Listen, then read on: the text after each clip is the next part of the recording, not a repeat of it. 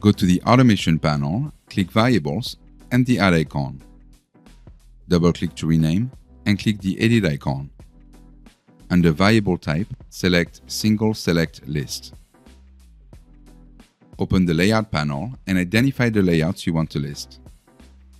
Then, next to List Items, click the Add icon to create your list.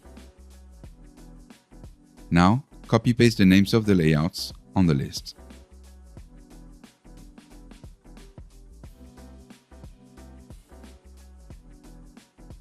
Then, go to the Actions panel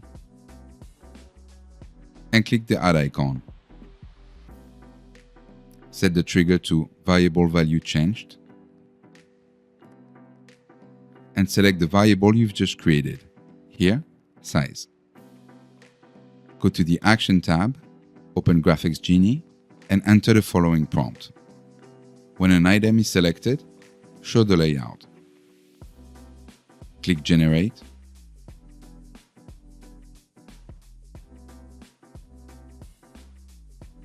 Once the code has been generated, click Create and double-click to rename your action. To test it, go to Run mode. This list variable lets you switch layouts. You can now add the name of this variable to your data source to generate different sizes.